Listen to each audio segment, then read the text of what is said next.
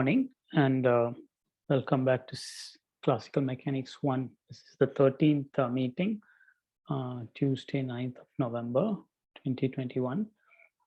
So we have 28 people present, 29, 30. Okay. So while we wait for the rest of people to join, just remind you that last time we were talking about some examples of forces, particularly the gravitational force, Newton's law of gravitation between point masses, that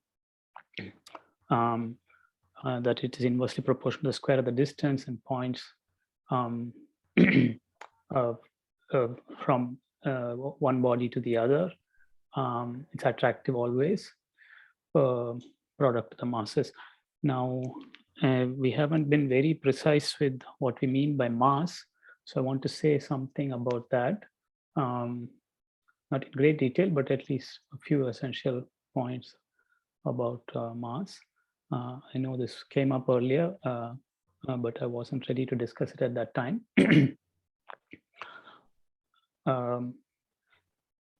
Yeah, I'm glad that you have submitted the last assignment on Saturday. We will go over that as well as the previous one, any questions you have. But I don't want to do that right now. I want to continue with the discussion. But are there any questions that I should address?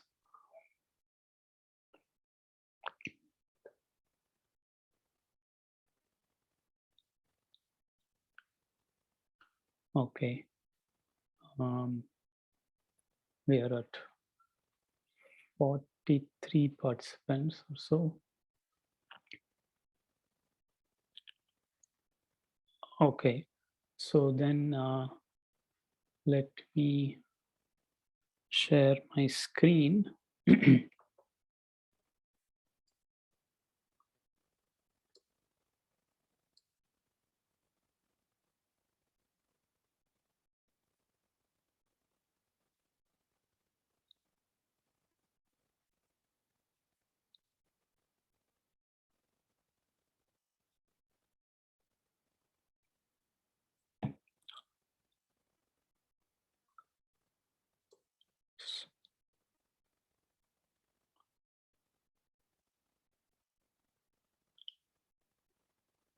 Yeah.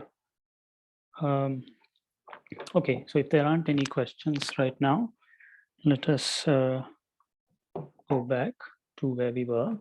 So it's just given an example of showing that the force that a particle inside a uniform spherical shell feels is zero, and we gave a nice geometric argument as to how the force that different little elements of the shell exert on this mass here are equal and opposite in direction and cancel each other out.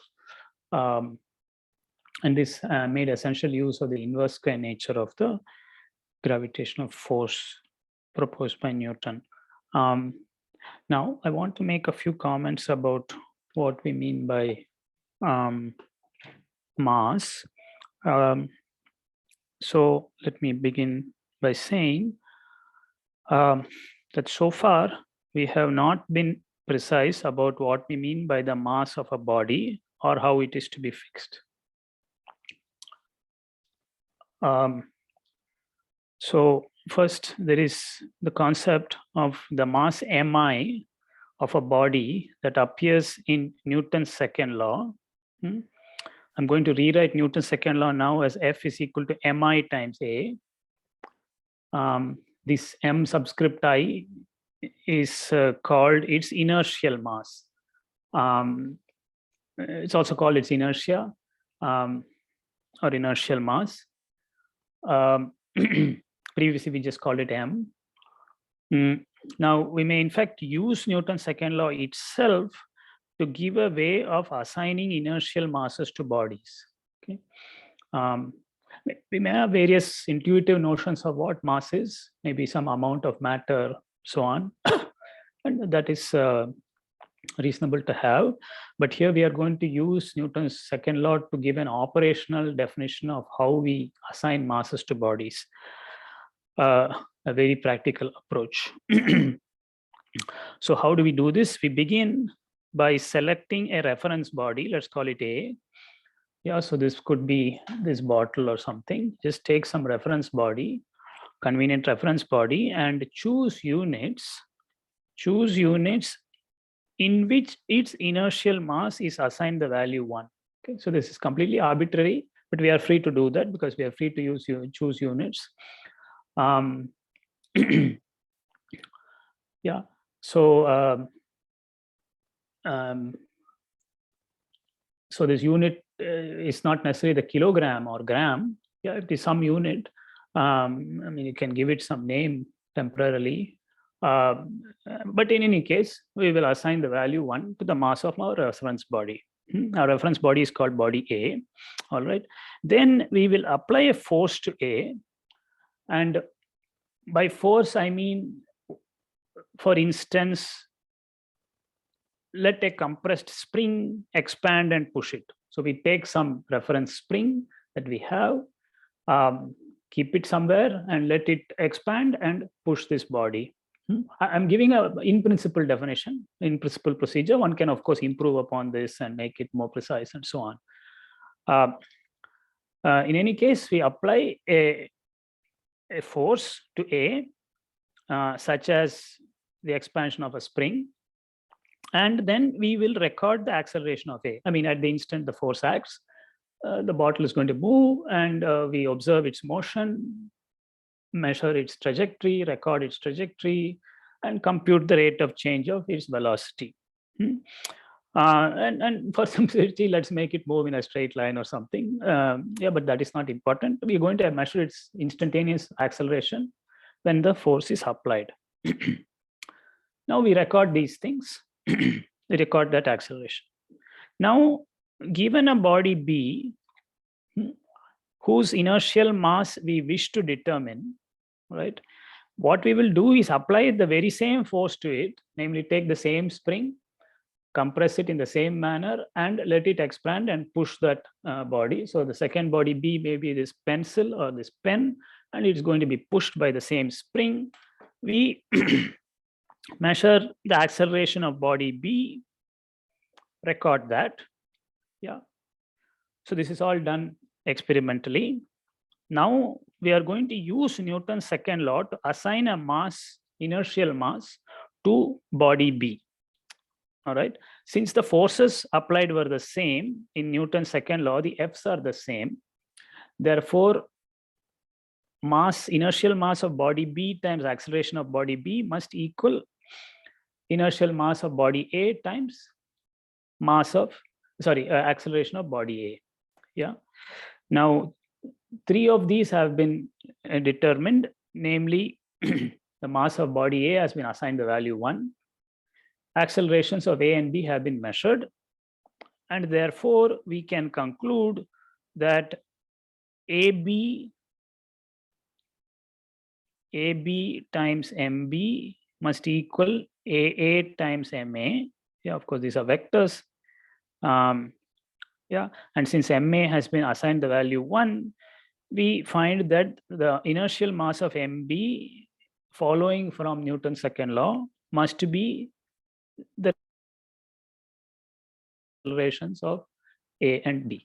Okay, so this is our operational procedure for defining the inertial mass of a new body that you wish to assign an inertial mass to. The original body remains as a reference. It is meaningless to talk about the absolute value of its mass. I mean, as far as this discussion is concerned, you do need some reference body or some reference unit in which it has mass 1. You can choose mass 2 also, doesn't matter. Then that 2 will enter into this formula. So in this manner, we assign inertial masses to various bodies. Of course, this definition of mass is reliant on second law of Newton. There is no going away from that. This is part of the definition.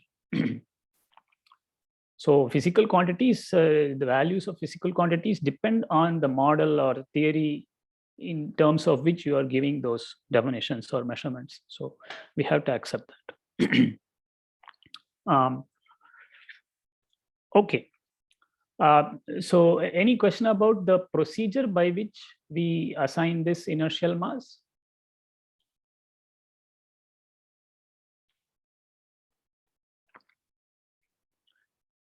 See, here we are not addressing the question about what is the origin of this mass and so on. Yeah, having given this definition, you are free to study its properties. Like suppose I take a uniform body and cut it into two, will each part have the same inertial mass? This is a relevant question. You can check. And I mean, again, by computing its, I mean, measuring its acceleration and finding out. Yeah, and okay, I mean, we are familiar with some of the properties of this mass that if you divide a body into two, I mean, a uniform mass distribution into two, then both of them have the same masses and so on. Or if you combine two objects, the inertial mass of the composite system is the sum of their masses. Yeah, so this definition of mass does have some nice properties. And so in any case, we are going to work with this definition. I could, of course, have given it as soon as I mentioned Newton's second law, and perhaps I should have done that. But here I have brought it in because we want to compare and contrast it with another notion of mass that is coming up. Okay, so now what is that other notion of mass? Now, on the other hand, the masses that appear in Newton's law of gravity between bodies, yeah, here it's point masses, yeah. So let us look at that. Recall that the force of the second mass on the first mass is given by some constant times m1g times m2g r hat by r squared. Okay. So we have been careful to denote these masses as m1 subscript g and m2 subscript g. These masses are now called the gravitational masses to make a distinction from their inertial masses, which is fixed using Newton's second law. Newton's second law has no reference to gravity. Yeah, so you could use any force you like over there. Yeah, of course, r hat is the unit vector that points from r1 to r2. Yeah, because the force of the second body on the first is directed towards the second body. Yeah, it's attractive. So, but anyway, that is insofar as the direction is concerned. But the point is that certain masses appear in this formula, and we are going to call them gravitational masses. Okay, so now the question arises, and this question was on Newton's mind, and he did address it. Though the matter goes back to Galileo, at least as far as back as Galileo. So, and this is what Galileo was doing. Of course, Galileo didn't have Newton's second law, so this required additional inputs. So let me look at a certain specific context. Let us now focus on the gravitational force of the Earth on small bodies near its surface. Okay, so the small bodies near its surface. I mean, the restriction to small is because there can be inhomogeneities in the gravitational force of the Earth, and we want to avoid some of those things. Yeah, so we are going to look at small objects near the surface of the Earth. Now, at the surface of the Earth, the force on a gravitational mass mg, so I take some body, maybe this bottle, and it has some gravitational mass mg, as yet undetermined. That force is given by Newton's law of gravitation. So minus because it is pointing downwards, yeah, towards the center of the Earth, minus gme mg r hat upon re squared. Here, me is the gravitational mass of the Earth, mg is the gravitational mass of the body of interest, r hat is the unit radially outward pointing vector, and since the force is downward, it is in the direction minus r hat. Yeah. And then you have the square of the distance, in this case, which is roughly the radius of the Earth. Yeah, so this is the force felt by a body near the surface of the Earth. Now we define a new concept called the acceleration due to gravity. Yeah, and well, for that you need Newton's second law. So the acceleration due to gravity of this body is given by A, and that is defined using Newton's second law. It is the ratio of the force that the body feels, in this case, the gravitational force it feels, divided by this inertial mass of that body. Okay, so the acceleration due to gravity of this bottle is the acceleration it experiences due to the force of gravity. But in that formula appears the inertial mass of the body because we are using Newton's second law. All right. Now, plugging in the formula for that force, gravitational force, we get this. Yeah. So I'm just making a second use of this gravitational force formula. So you get minus G mass of Earth, gravitational mass of Earth times gravitational mass of body divided by inertial mass of body times, divided by the square of the distance, the square of the radius of the Earth. Okay. So this is, and of course it again points radially inwards. So you have a minus r hat. Okay. So this is the acceleration due to gravity. Yeah, 1 minute. I think we have lost one of the TAs. Perhaps I have to.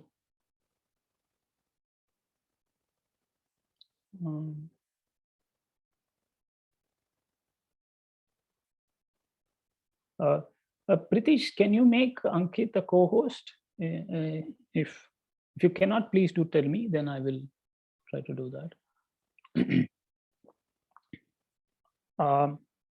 Okay, so returning to this discussion, we have given now a formula for the acceleration due to gravity that a body feels.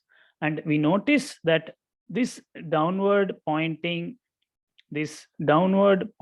acceleration is conventionally denoted small g. And on the face of it, the acceleration due to gravity depends on the body through its inertial and gravitational masses. Okay, both formulae appear here. Both quantities appear here, mg and mi. Both refer to the same body.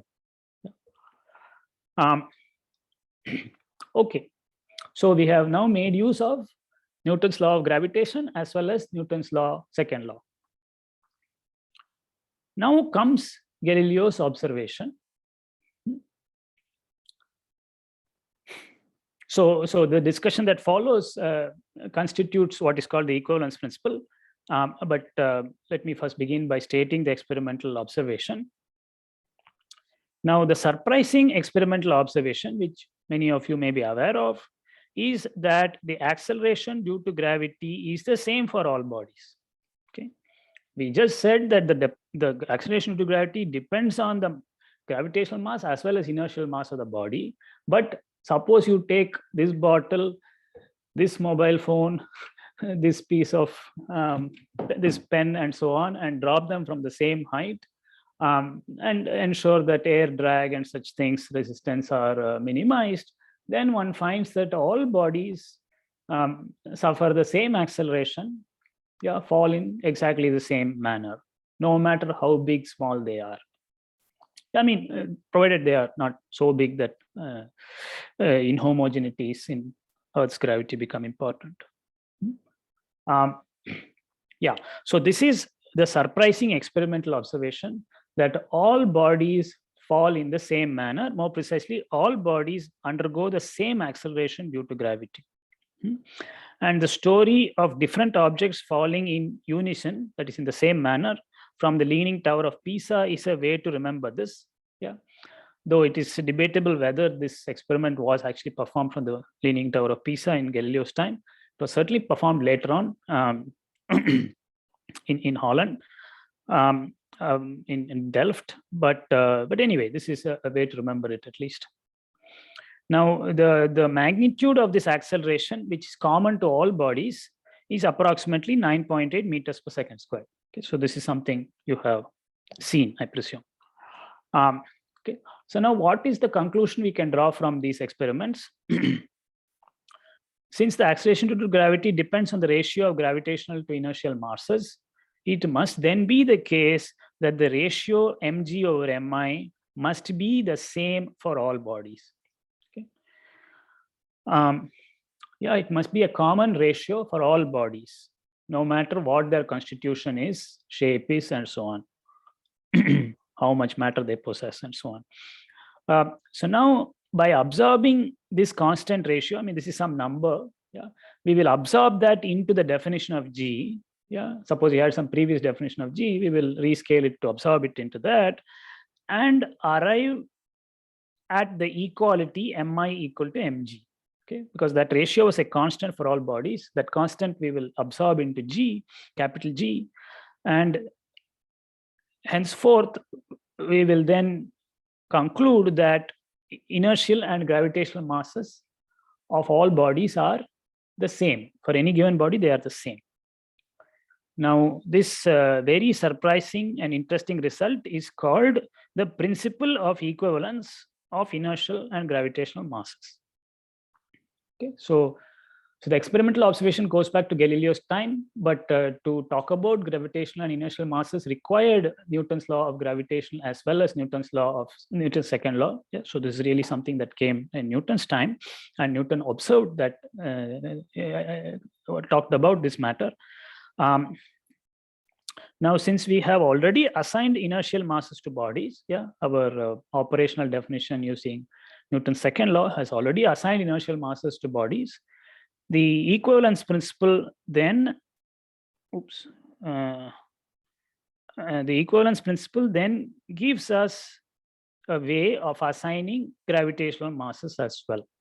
Okay, so through these two experimental procedures, we are able then to assign both gravitational and inertial masses to all bodies relative to some reference body.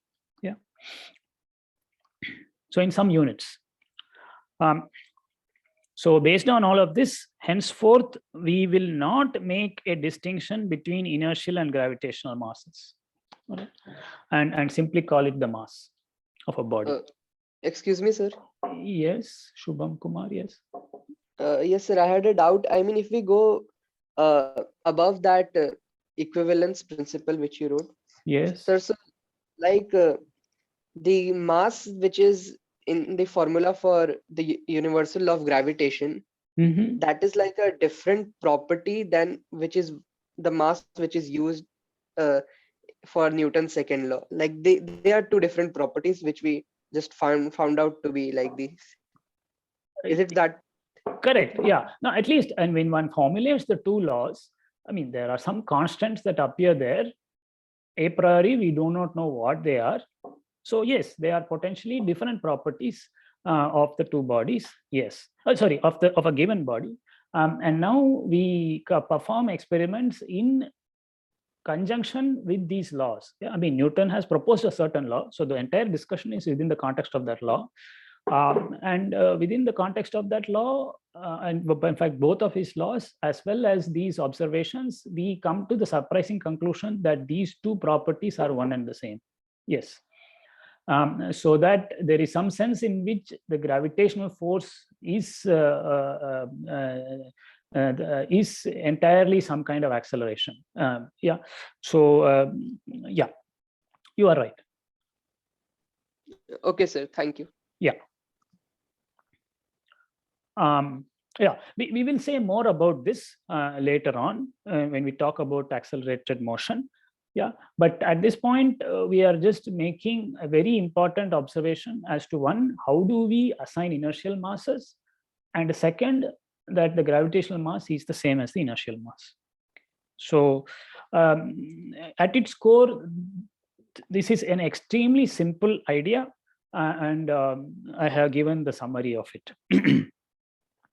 It does not require any big calculation or anything.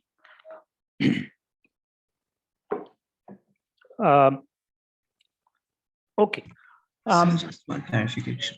Yes, Romit Roy point, Chaudhary, yes. Yes. At this point, the only justification for the gravitational law is the inverse square law, right? So we're saying that gravity propagates inversely with the square of distance. So that's why it depends on some random properties, which we're defining as gravitational mass. Yeah. Okay. So I mean, I don't know what you mean by random properties, but yes, propagate and all. I'm a bit careful about using these words. I mean, Newton has proposed a certain force between two masses, two objects. Yes. And that force is much weaker when the masses are farther and farther apart. And through various studies of planetary motion and so on, he comes to the conclusion that perhaps it falls off as the inverse square of distance. These are all deductions from observations, yes. And that it does depend, I mean, the bigger the body, somehow that force is larger. This too is an experimental observation. And based on that, that bigness of the body is encapsulated in something that we will call its gravitational mass. Yes, if that is what you are asking, yes. But if we don't have a way to a priori define what, if we don't have a way to a priori define what this mass is without referring to inertial mass, how did we come to the conclusion that gravitational force is the product of these two gravitational masses? Okay, the short answer is it's a proposal. Yeah, we can check a proposal and throw it out if it does not produce results in accordance with observation. So it is as simple as that. We don't need any definition. It is simply a parameter in the law. Newton is proposing a procedure to study the force between bodies. That is all. I mean, anybody can propose any procedure involving any number of parameters. Then we check, does it have any use for us? It is as simple as that. We do not need any further definition. You need not even have called this thing a mass. You could have called it the color of the two bodies. Yeah, or you don't like word color, let us call it some other name, yedai. Okay, I mean, Tamil, yedai is weight or something. So you can call these two the yedais of the bodies. Yeah. Now, there are some property. We are not saying what that property is. We are giving a procedure to measure that property using various other laws and procedures. Romit, yes. Now I have somehow lost the connection. That's helpful. Thank you. Is that okay? Yes, sir, that's okay. All right. Yeah. 1 second. I am not able to.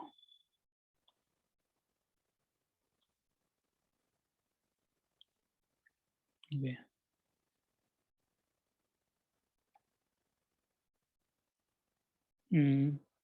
Okay, so now the screen sharing is back. Okay, any other question?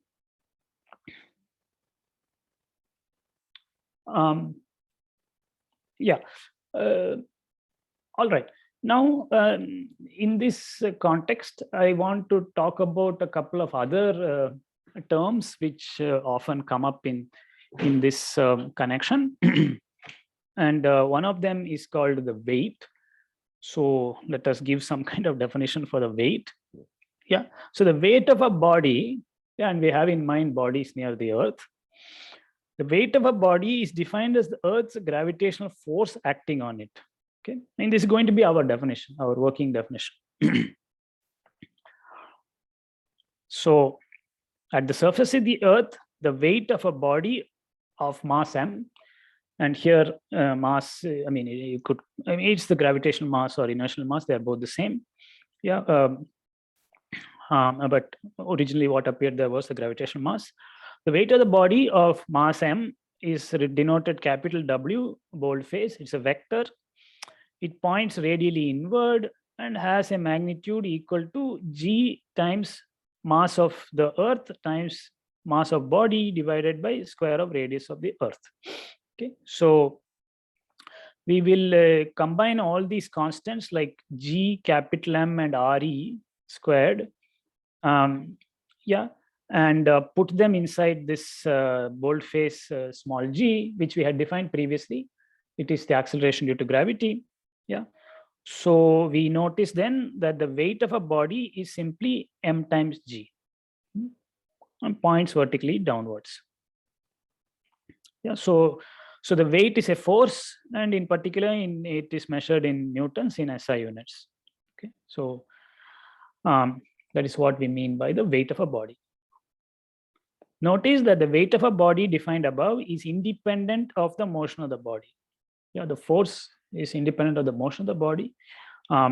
So this is what we will define as the weight of the body. Yeah. Now there is another concept that is related to the weight that is sometimes confused with it. So I just want to say something about that. This concept of a normal reaction. So consider a body of mass m at rest on the floor, yeah, on the earth. Now balance of forces in the vertical direction, I mean, it's at rest relative to the earth. So balance of forces in the vertical direction implies that the floor must exert a normal reaction force N upwards, which must equal m times g in magnitude. So this is what is called the normal reaction. This is the force that the floor exerts to support the body. Here the body was at rest, and you have this balance of forces. Okay. Now, just to help us think about these things in a slightly different context, let us suppose that the body is not at rest on the earth, but is in an elevator that accelerates upwards at the rate A. Okay, so you're going up the building at some, and the elevator is accelerating upwards at the rate A. Now, inside that elevator, we have this body. So the force due to gravity on that mass, that body, is still its weight. Okay, that has not changed. The weight doesn't change with the motion of the body. So that is still mg. W is mg. Now we can apply Newton's second law to this situation, the body in the elevator, and write down mass times acceleration. So this acceleration is upwards, is equal to the sum of forces acting on the body. So the forces acting on the body are, one is the normal reaction force due to the floor of the elevator, and then there's the weight of the body. So combining these two, taking W equal to mg to the other side, we find that the N force is equal to m times A minus g. Okay. Let us just get our wits right about this. Now the normal reaction force points upwards. Yeah, N is pointing upwards. The weight is pointing downwards. Acceleration is also pointing upwards. Okay, so this is the setup. So A points upwards, G points downwards. So as a consequence, the magnitude of the normal reaction is m times A plus G. Okay, because G is actually pointing downwards, so it becomes A plus G when you look at the magnitude. So the normal reaction that this body feels in an upward accelerating elevator is a little bit more than m times g. That is when it was at rest. It is more by an amount equal to m times a, where a is the acceleration, upward acceleration of the elevator. Now this is the force, this N is the force that the floor of the elevator must exert upwards to support the body. Okay, if it doesn't exert that force, the body will break the floor. Now we have just observed that the magnitude of N exceeds the magnitude of the weight of the body, exceeds it by an amount equal to m times A.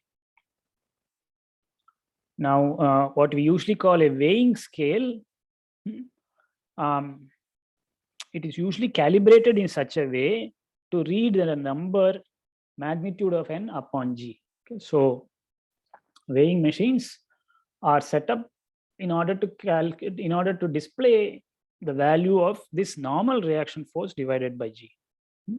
The normal reaction force is how much force that weighing machine has to press upwards in order to support the body. Okay, so that is what it displays, of course, divided by g. And so that is so. In other words, in an elevator, the weighing scale will read a larger number than when the elevator is at rest. Elevator going upwards, I meant. Yeah. The opposite holds for the elevator going downwards.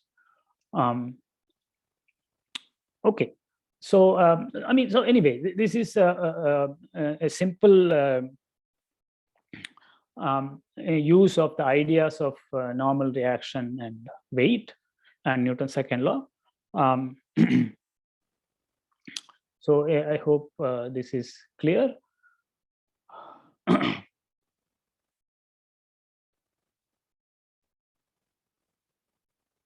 Okay.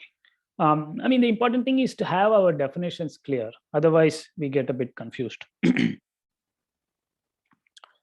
By definitions here, I mean the definition of normal reaction or the definition of the weight and so on. Okay. So this is what I wanted to say about the gravitational force and these few comments about mass and inertial and gravitational mass and the equivalence principle. But there are other forces also that we should be aware of. 1 second, I have somebody at the door. Please give me a moment.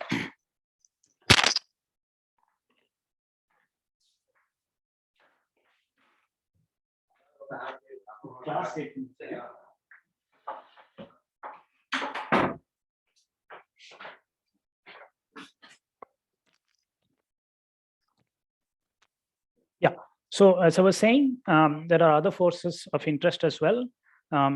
Principal among those is the electrostatic force, electric force.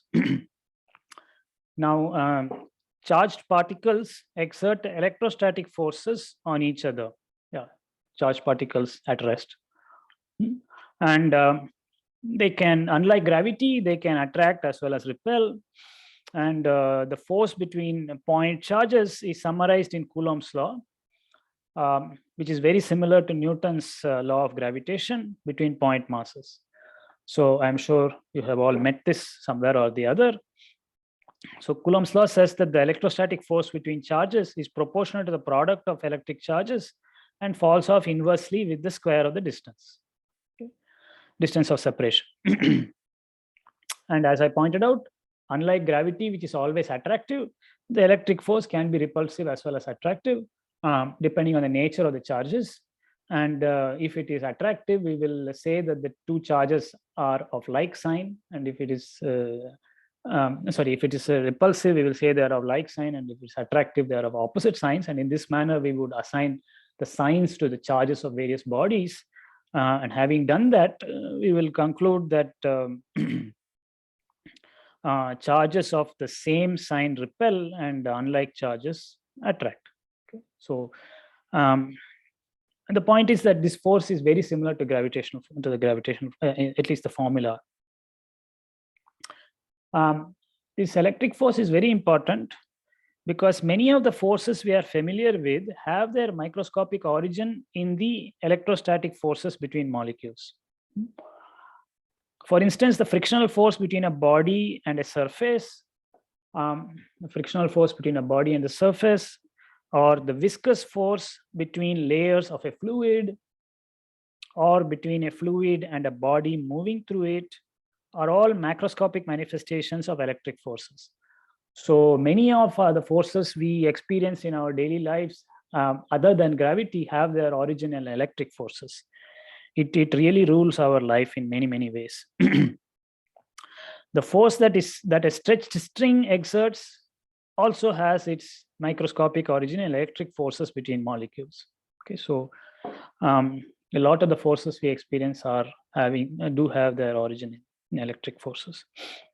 For this reason, the electric force is called a fundamental force though that word is somewhat overused, but it has become common to call the electric force a fundamental force, whereas friction and viscosity are called emergent or phenomenological forces.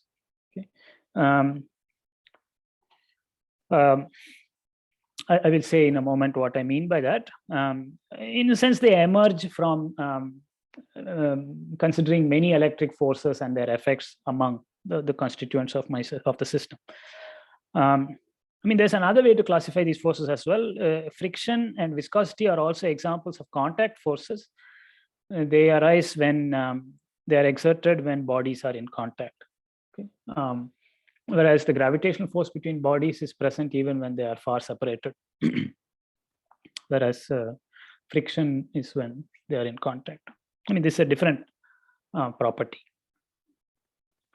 Now, though these forces like friction and viscosity and the force in a string or in a rubber band arise from electrostatic interactions between molecules, it is often not practical to deduce their strength and nature from microscopic considerations. This is by and large hopeless. While it is all nice to say that friction arises from electricity, to derive the value of that friction from studying electric forces between molecules is very, very difficult. Yeah.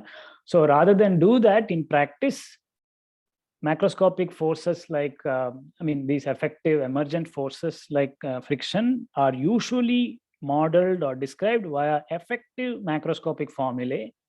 Yeah. I mean, we don't go back to Coulomb's law to tell how tell the value of the friction that a ball is going to experience on the surface it moves on. Yeah, rather we use some kind of effective macroscopic formulae based on experimental measurements, and one of those is Hooke's law for a spring. I mean, even the force that a spring exerts when it is compressed and expands also has its origin in microscopic electric forces between molecules, but it is hopeless to try to get that by studying individual molecules. Yeah, so instead we study a spring and see what kind of force it exerts and encode that in some kind of effective law. In this case, it's called Hooke's law. We will talk more about Hooke's law. Yeah. So examples of such effective laws at large distances are the following. One or two I'll mention. So you have the drag force on a sphere moving slowly through a fluid. Okay, so you have the fluid in this room or in a bucket of water, and if you have a ball falling through that, there is the drag force, viscous drag. By experimentation, one finds that this viscous drag is approximately proportional to the speed, that is, bodies traveling faster experience more viscous drag, and provided they go relatively slow. Yeah. And that it points in a direction opposite to the velocity of the moving body. Okay, so yeah, so that is one way in which one might encode or summarize what the drag force is. Yeah, by doing experiments with falling spheres in a jar of liquid. Similarly, neighboring segments of a stretched string. So you have a string here, and you have I've enlarged it a bit. You have neighboring segments of the stretched string.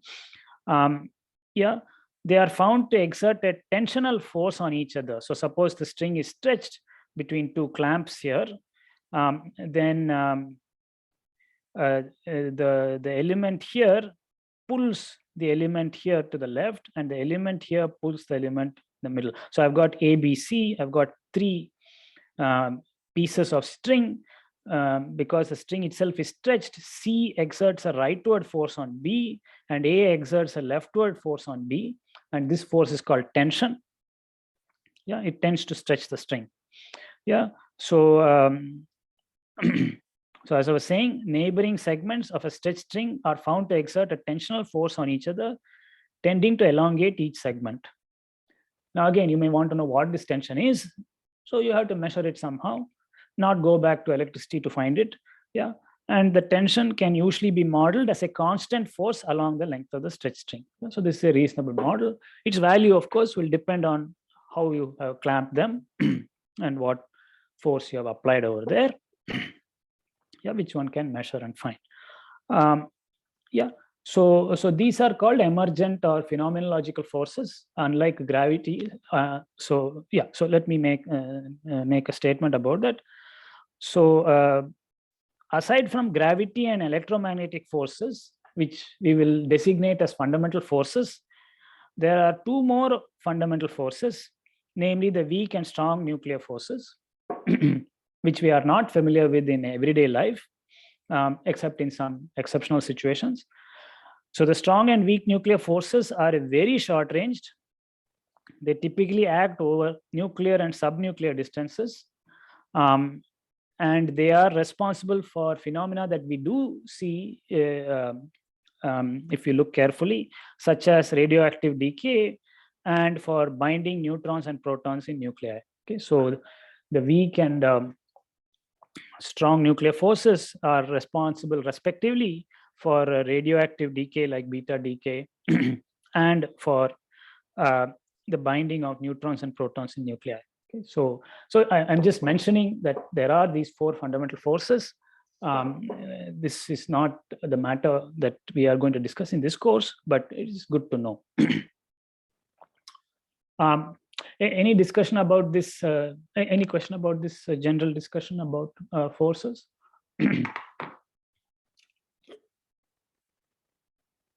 So in principle, you can derive the coefficient of friction using the Coulomb's constant and atomic numbers of the material, right?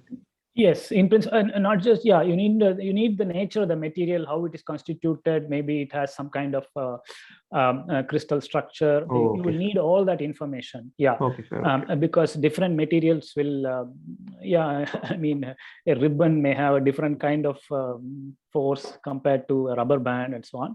Yeah, so it depends on the material. But yeah, it comes down finally to the electric forces between molecules. Indeed. In principle, it's possible. Yeah, and people do such things. Yeah, I mean, but you need, it is not analytically possible to handle such things, but one does large-scale numerical modeling of molecular dynamical simulations, and it is possible in principle to calculate this. It is not at all straightforward, and for most purposes, we will not try to do that at all because it is pointless.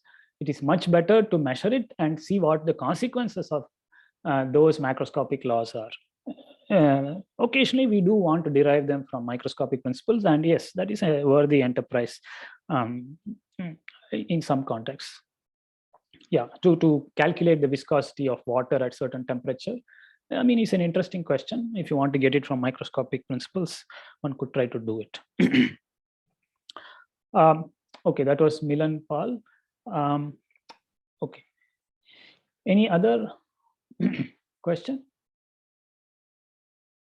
Yeah, if not, now I want to return to some of the principles of and quantities we study in mechanics. So this completes our discussion of Newton's laws of motion, as well as Galileo's principle of relativity, and some examples of forces. And we have also, in the process, I hope, clarified what we mean by mass. It may not be what you expected, but we have to be very practical. We have to have operational definition of what mass is. It's a whole other thing to think what mass may be and so on. But insofar as Newton's laws are concerned, this is how we will define masses. Okay, so now we come back to somewhat less qualitative matters. Oh, by the way, we also talked about the equivalence principle, which is a very, very important principle of physics, and at the heart of the study of gravity, and was exploited very well by Einstein. Okay, but now let us come back to some topics which might be called analytical dynamics, analytical mechanics. So let us start with things we are familiar with. I want to talk a little bit about momentum, energy, work, angular momentum, and what we mean by dynamical variables. Okay, so let us introduce all these concepts. Yeah, so as you are aware, the momentum, or sometimes called the linear momentum, usually we don't use the word linear, drop it. The linear momentum of a particle of mass m moving at velocity v, yeah, in some inertial frame, is defined as p equal to mv. Okay, in some frame, it's simply the product of the mass with the velocity. Now, if there is no force, that is, if it's a free particle, then each of the components of this momentum, linear momentum, is conserved. Yeah, and that is a consequence of Newton's second law, which says that the rate of change of momentum is equal to the force, but if there is no force, then p dot is 0, and p is equal to px, py, pz. So each of these components must be independent of time. Okay. Yeah, and if, of course, there may be a force, but suppose the force acts only downwards, then you still have the, so if it acts only downwards, then pz dot will be equal to the force, px dot and py dot will still be 0. Okay, so then the horizontal components of momentum would still be conserved. When we say conserved, we mean they don't change with time. I'll be much more precise about that, but I'm introducing this idea through examples right now. Okay, so this is linear momentum. Next, we come to the concept of work.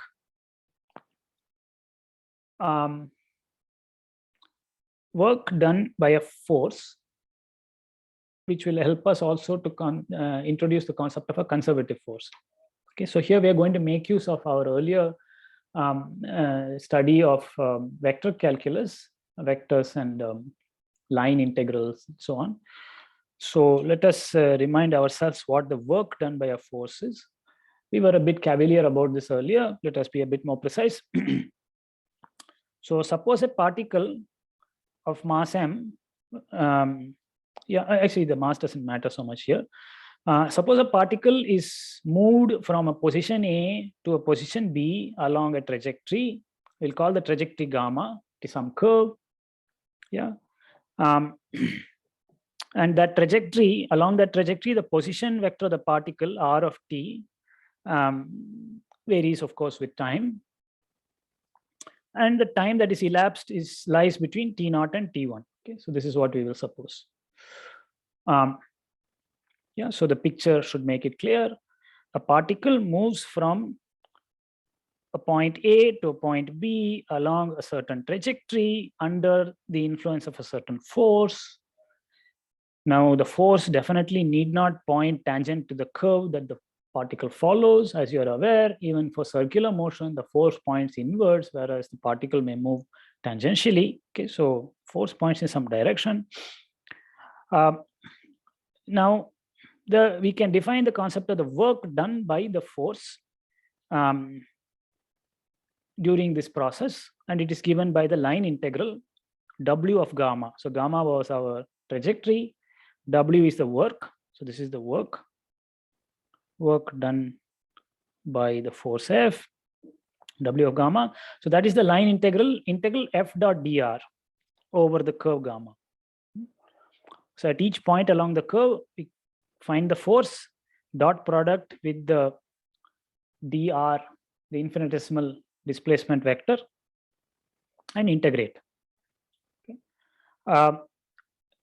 I can write this more explicitly as an integral over time, which is the parameter along the curve. So we write it as f dot dr dt times dt. Okay. Now dr dt is, of course, the velocity of the body. Yeah, and then instead of integrating over the curve, we will now integrate over time in interval t0 to t1. Okay, so now the integral is over an interval of the real line t0 to t1. So this is the work done. Notice that the force itself may depend on location. Yeah, it's not necessarily a constant, may depend on the location r and may change with time. Okay, so the force, that is why we need to perform an integral. Otherwise, you could take the f outside. Now, according to the definition and the picture, in general, this work that the force F does depends on the trajectory. Okay, I mean, we have to perform this integral. It depends on the trajectory and not just on the endpoints, namely r of t naught equal to a and r of t1 equal to b. Okay, so in general, the work depends on the path of the particle traversed by the particle, its trajectory. However, so any question about this work? See, F dot dr is the infinitesimal work done by the force F when the particle is displaced dr. Okay? And we are simply adding up all these infinitesimal works that are done. Okay, that is what the integral does for us. Sir, question. Yes, Ruptak Majumdar. Sir, Yes. yes, sir. Sir, it's like if we take another like a trajectory which is similar to this trajectory itself, but it goes through the path faster. I mean, like. Wait a minute. Given an initial location, final location, a trajectory is a solution of Newton's equation of motion. So either it goes at this speed or it doesn't go at all. There is only one way to go. Yeah, so it is not an option for us. I mean, Newton's laws specify the trajectory given initial conditions. Okay, here the situation a bit different. I'm talking about some initial location, final location, and so on. Yeah, but this is a trajectory. So it's not possible to traverse a trajectory at a different speed. Then it will not solve the same equation. Is that understandable? Yes, sir. Yes, sir. Okay. All right. So is there any more to your question, right? Sir, like I had asked this question because it's like if like it travels, I mean, like the time is what you have in mind is a different trajectory. It won't look like this at all. It is some other trajectory. See, the concept of the work done by a force along a trajectory is well defined. The trajectory is specified by Newton's solution of Newton's equations of motion. The force is given to you. You simply have to calculate this quantity. There is no option. If you change the trajectory, then the amount of force work will be different in general. My sense is that you are thinking, what if the particle traverses this same curve at a different speed than the one it is doing currently? Now that, that different speed motion is not a motion at all. It is some concocted idea in our heads. It is not a solution of equation of motion. If this was a solution of equation of motion. Yes, sir. So the limits will change. Yeah. If it's T0 and T1 will change, right? If it's traveling at a different velocity. Yeah. I mean, I don't know what he had in mind. Maybe he thought it will go faster here and slower there and somehow make up the time. But the point is that if you're changing the speed, I mean, the Newton's law itself will start getting violated, right? I mean, the acceleration may change and it will not be equal to the force divided by the mass. So you cannot change R of t and hope to recover the same solution. Solve the same equation. Yes, sir. Like I had in mind that it's like, will the work be conserved if it goes faster or slower? I mean, like by the definition of work. No, I think that is not a meaningful question at this stage. We can ask a different question about.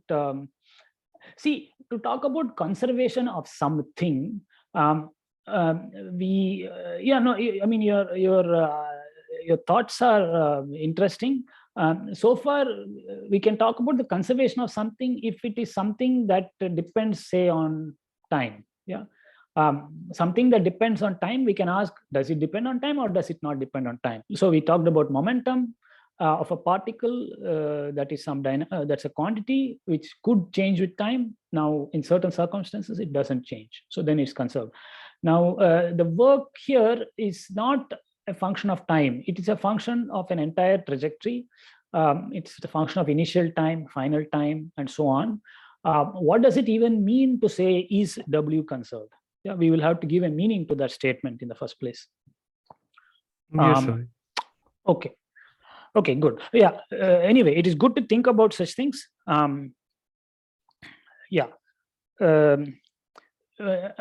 is a legitimate question. Maybe there is another trajectory that doesn't look like this one, but goes in some other route between the same 2 points, yeah, in the same duration of time, yeah, that can happen. And one can legitimately ask the question, along that other trajectory, is the work done the same or not? Yeah, okay. And the answer to that question has to be found out. We don't have the answer right away. So to calculate the work done in that new trajectory, yeah, so suppose the force field was such that it's possible to go from here to there in another route also, okay, along a different trajectory. We can legitimately ask whether the work done along this trajectory is the same as the work done by the force along this trajectory. That is a legitimate question. And but we don't have an answer to that. That depends on the details. Yes, sir. Yes. Okay. Yeah. Okay, very good. Yeah, I mean, there are very explicit examples of this. Right, I mean, you have the sun and you have the earth here. Suppose you're setting the earth off in motion, and you are somehow aware that it follows some kind of elliptical orbit around the sun. I mean, initially you have a option. Am I going to start counterclockwise or clockwise? I mean, initial conditions are going to determine that. You will get, you will end up at the other end. Suppose you start at one end, you will end up at perigee. You can end up at apogee. The trajectories would be different, and you can ask whether the gravitational force does the same work in both routes or not. Yeah, and there may be symmetries that ensure that it does the same work. They may not also. Yeah, so. Yes, Okay. sir. Okay, good. Yeah, so now we have defined what we mean by the work done by a force along a trajectory. It is not some any old curve. You are free to consider any old curve, but then I will not call it the work done along a trajectory. And that concept is also interesting and useful. It's just that we are not talking about it here. Okay, now we come to a further observation. That is, however, there are a special class of forces. So I just observed that the work done by a force along a trajectory depends on the whole trajectory, generally speaking, not just on the endpoints. Okay. We can ask, are there forces for which the work done by the force depends only on the endpoints? Yeah, no matter what the endpoints may be, as long as there's a trajectory joining them, does the work depend only on the endpoints?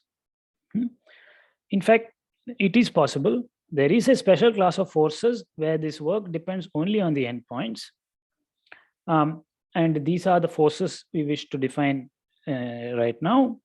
So in fact, suppose the force field, I mean, recall the force is a vector field. Suppose the force field is given by, I mean, for conventional purposes, the negative gradient of a potential function. That is, going back to our vector calculus notation, f of r, which is a vector field, suppose it is the negative gradient of a scalar function, v of r. Okay, so you're given a function v of r, you take its gradient. Let me remind you what the gradient is. So if you have a function v of x, y, z, then the gradient of v is now a vector field whose components are given by the partial derivative with respect to x, comma, partial derivative with respect to y, comma, partial derivative with respect to z. Okay, and all of this depends on the location at which you took the derivative. Okay, so this is a vector field. And for convenience, we put a minus sign here. Yeah, that has some convenience. Yeah, I will talk about that later. But suppose the force field was the negative gradient of some potential function. Then let us, first we will give such forces a name. We will call them conservative forces. For reasons, the reason for the name will become clear in a moment, the next section. Suppose that is the case, then let us compute the work and see what happens. Yeah. So the work done by this conservative force, yeah, let us see what it is. So we have to evaluate this integral. In place of the force, I substitute minus grad v, minus gradient of v, dotted with dr dt dt. Okay, so this is the integral we wish to perform. Now I claim that using the chain rule of differentiation, this combination, namely grad v dotted with dr dt, is actually the time derivative of the function v evaluated at the location r of t. Okay, so I think I should explain that in a moment. Yeah, let us do that. So here I wrote the formula for grad v. Okay, this is grad v. Similarly, we have dr dt. Okay, so let me suppose that that is given then by dx dt, comma dy dt, comma dz dt. Okay, so r is equal to x, y, z. All of these are functions of time. That is what tells you what the trajectory is. Okay, at each point along the trajectory, the position vector r has the components x of t, comma y of t, and z of t. Now we are told to take the dot product of these two things.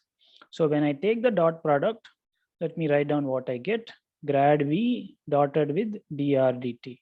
Okay, so comparing with what we have, dot product will multiply the first component with the first, second with the second, and third with third. So let me write that here.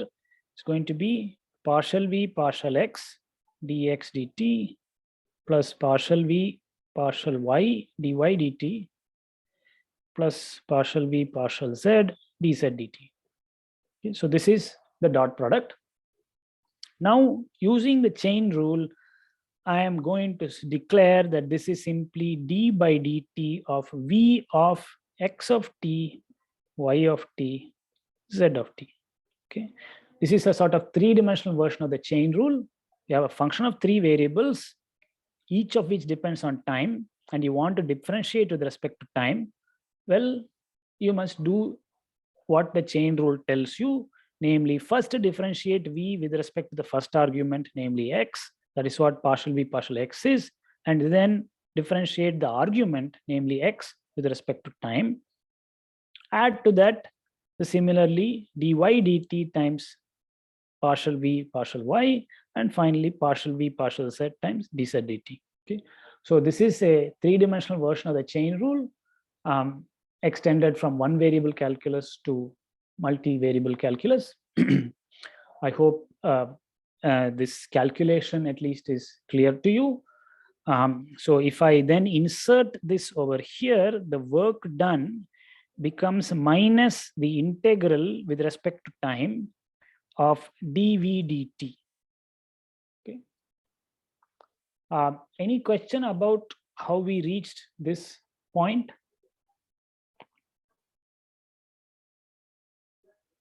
This is a nice use of the chain rule of differentiation.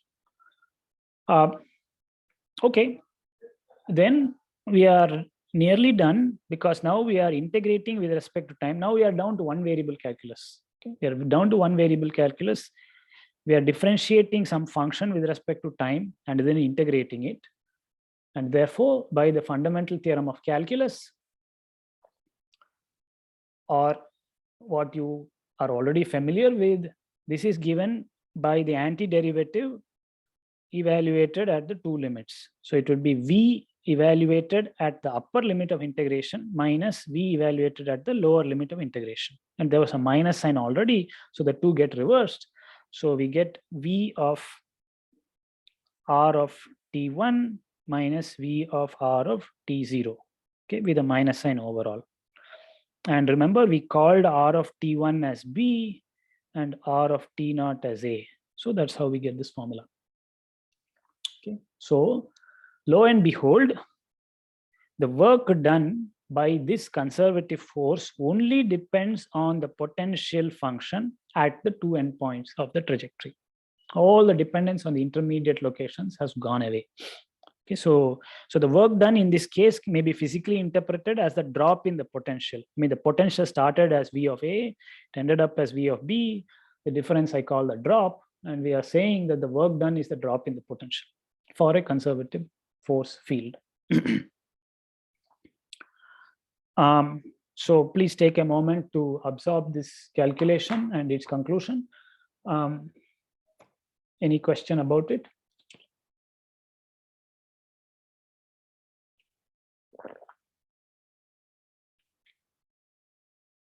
or the use of the gradient notation and the dot product. Please become comfortable with it.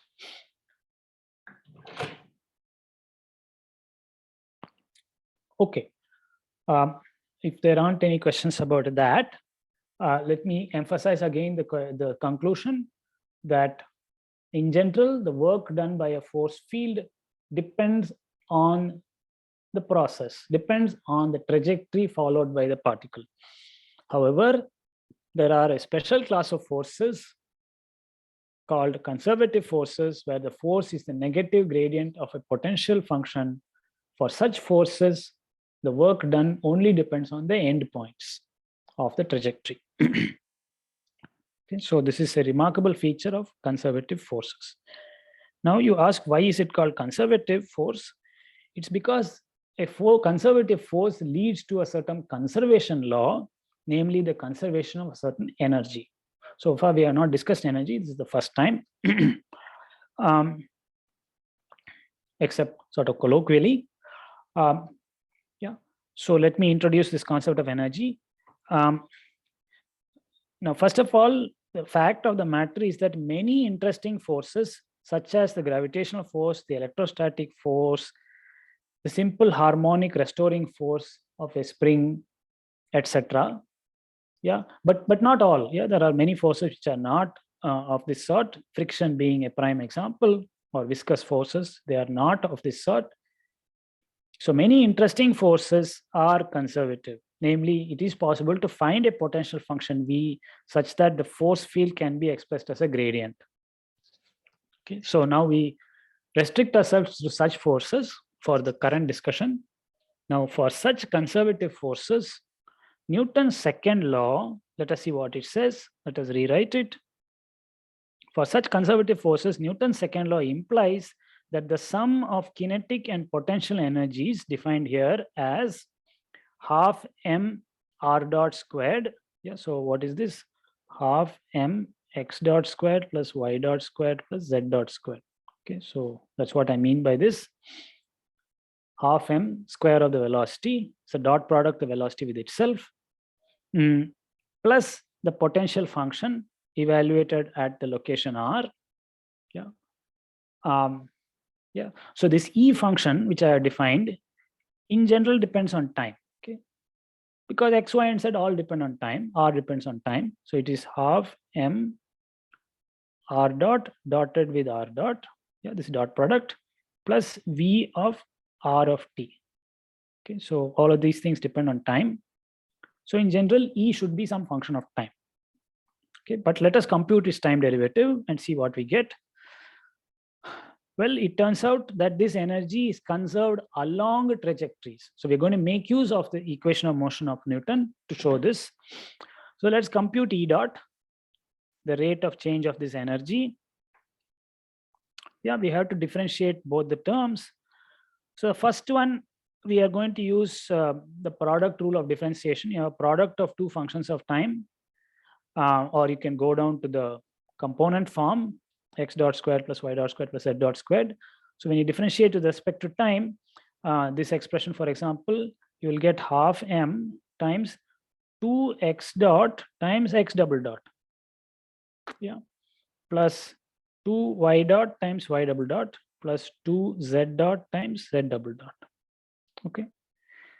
I can summarize that whole thing by canceling this 2 and write it as m. So m remains times r dot dotted with r double dot.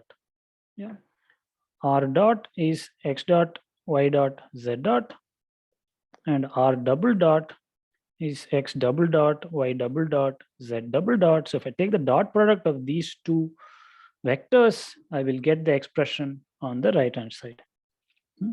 So here is our rate of change of kinetic energy. I add to that the rate of change of potential energy. Now there again, we have to use the chain rule of differentiation, because V is a function of R, which is a function of time. The chain rule says to differentiate V with respect to time, first differentiate it with respect to R, and then differentiate R with respect to time. Okay. So as we did before, I encourage you to check this. The derivative of v with respect to r is actually the gradient, because you can differentiate with respect to x or y or z.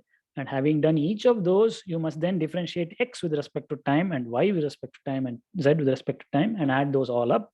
The result is this dot product. I mean, it's identical to the work to the formula we used earlier in calculating the work. Yeah, so we will have here grad v, gradient of v dotted with r dot. Now something very interesting happens.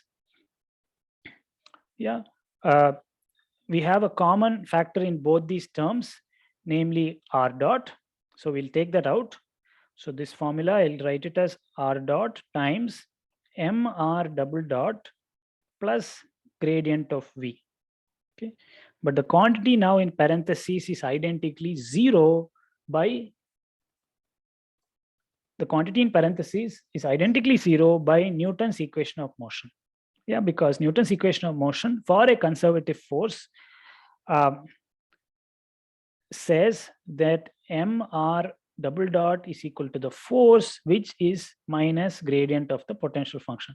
Yeah, so putting that here, taking this to the left hand side, mr double dot plus grad v is 0, and therefore E dot is 0. Okay, so we have proved that the energy doesn't change along a trajectory. Okay, if you compute the energy along any old curve, it will change along the curve.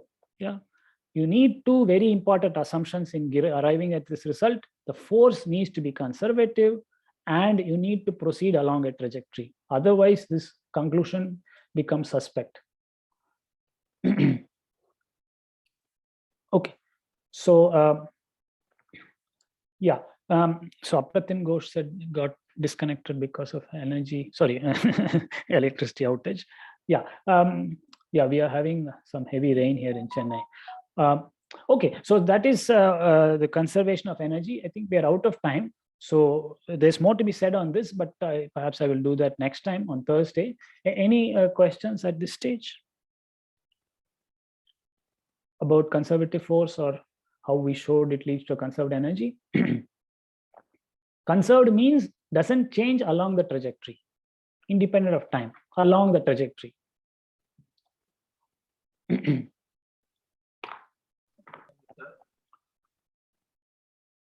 Yeah, any questions at this stage? I had a question. I'm not able to hear if somebody is asking. Sorry, sir, just a second. Okay, Gautam Vishwanathan, could you speak up if you are asking?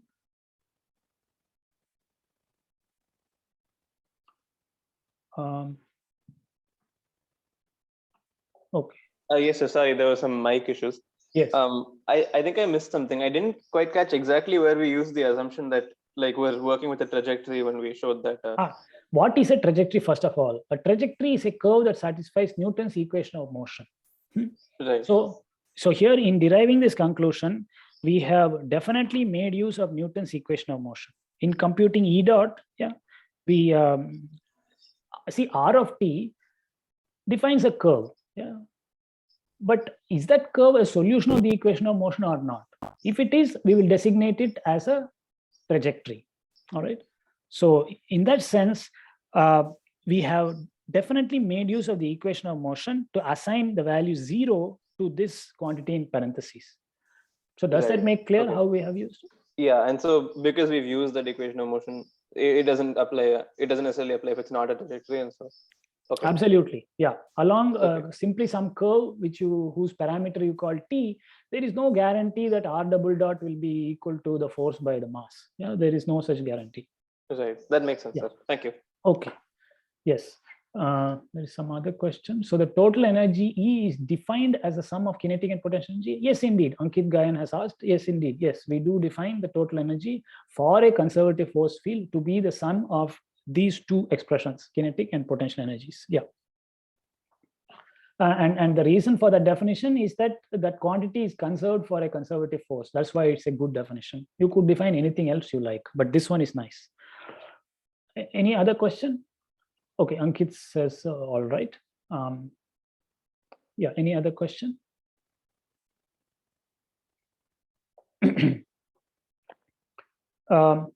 Yeah. Yes, please. For conservative field, I understood that the potential energy is defined as the scalar field whose gradient gives the force, right? Correct. So, with a minus but sign, with a small minus sign. Yeah. Yeah, with minus sign. But what about why is the kinetic energy defined in that way, like half mv squared? So, Okay. Yeah. So here I simply proposed a formula, computed derivative, found it to be 0. Yeah. So I have not motivated this formula. Indeed, a good question.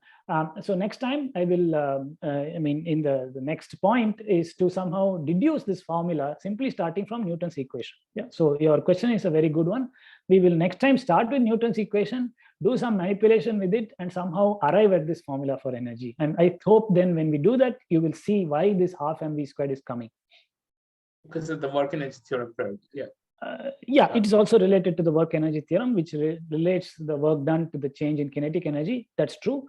Or one can think in terms of integrating factors and so on. So yeah, we will discuss these viewpoints. Okay, sir. Thank you, sir. Sure. I think the most straightforward viewpoint is to simply take Newton's law and see how the conserved energy emerges from that. And I do intend to do that next time. So your question, I hope, will be addressed. Okay. Any other question? Sir, can I ask a question? It is very relevant to the topic now. Yes. Can I simply ask it? Yes, sir. Yes. Sir, so if you're pumping water from a pipe, okay, from a hose, then you feel a backward force, right? Okay. From where do you feel that? Pumping water from a hose. Yes. Okay. So how do you feel that also? So if you're firing a gun, like the bullet is inside the gun and you are holding the gun, but when we are pumping water, the water is coming from some kind of water tank, but we are not holding the water tank, right? Yeah, but I mean, the force that the water tank or the pump, see, the pump may be far away, but the fluid being a medium that is able to transmit forces, yeah, it's able to transmit the pressure. The pressure applied by that motor far away is transmitted through that fluid, through the pipe and the hose pipe and so on. So in many ways, it is simply a gun whose barrel is very, very long and convoluted and turns and so on. So I think as matter of physics principle is concerned, the pressure in the fluid is distributed or is transmitted over a long distance and so on, but it's not very, I mean, it's almost like you have extended the barrel of the gun so that it became far away. I mean, the motor was far away. It is very similar in that sense, if I understand your question. Sir, right. but we are holding the barrel, right? I mean, the gun, the whole gun is in our hand, kind of thing. Yes. But here we are just holding the end of the hose, right? Okay. And still we are feeling a backward force. Okay. Maybe I need to no, re-understand your question or the puzzle. Okay, so you are saying, or you're asserting that when I hold I connect a pipe to a tap and pour water from it, I feel a backward force, is it? Yes, sir. Have you tried this out? Yes, sir. Okay, fine. All right. Let me, if I am able to give some further suggestion about how one might think about this, I will try to do so. If I mean, what I said, if it is not adequate. Okay, sir. Yeah. Okay, thank you. Sure. Yeah. I mean, my initial instinct is that the pressure in the water is transmitted all the way from the motor up to the point where you are holding the pipe. Yes, sir, I'll think about that too, sir. Okay. All right. Any other question right now?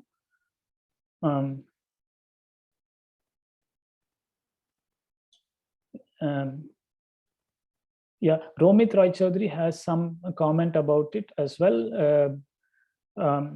Yeah, I mean, perhaps let's say the water source is vertical and the hose is fired horizontally. In that case, the walls of the hose must exert a directed net force to direct the flow of the water, which acts as the force of the fluid, I think. Okay, I would need to read this more carefully to understand. Yeah, I would think of breaking up the problem into several segments of the pipe, and each segment of the pipe exerts some force. and the original one came from the motor, but if you break up the pipe into several, for convenience at least, it may look somewhat similar to your gun problem. At present, this is all I'm able to suggest. Okay, any other question? If not, we shall meet on Thursday morning at 11:50 as usual. And I wish you a good afternoon then. Thank you. Thank you, sir. Thank you. Thank you, sir. Thank you, sir. Thank you, sir. Thank you.